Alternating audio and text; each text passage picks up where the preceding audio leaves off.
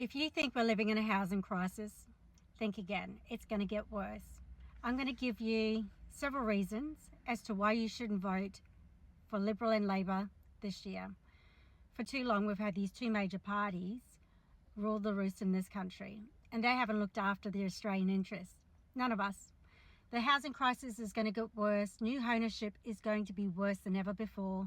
We're going to be flooded by immigrations and migrations coming into this country, all because Labor wants more voters from particular demographics. But what those demographics don't understand is their homes are going to be just as hard to purchase. So to all those people that are coming from overseas, think about this. They want you to vote just for 4 years, for another 4 years. But the long-term effects is going to cost you and me in the long run. Don't do it. Vote for independents like myself who are actually standing up and talking out and being penalised for it.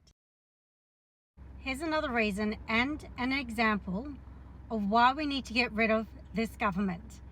Imagine buying a car not knowing its fuel efficiency. Would you risk it? Well, the same thing is happening now, but it's with housing. If you own an old house or a house currently that doesn't have home efficiency, it's going to cost you a fortune.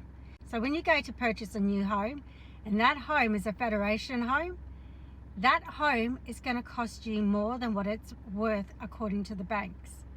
So a Federation home in some cases may need to be knocked down, or the adjustments will be another mortgage on top of that.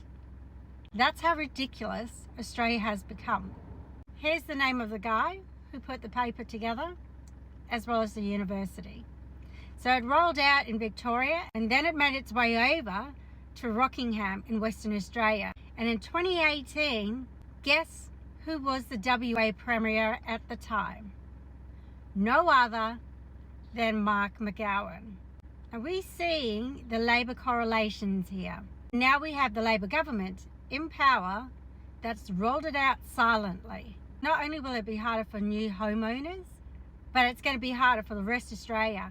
So if you're living on the poverty line now, my God, we are going further and further down the road of no home ownerships. You will be living in apartments because that's their main goal. They want you to live in apartments. They want Federation Home to be only affordable to the very filthy rich. So the people out there that have these homes, hand them down to your family members. Don't sell them off, because big developers want them and the government want them. And what they want to do is bring in a class system. Not that we don't already have one silently, but this is going to be in your face.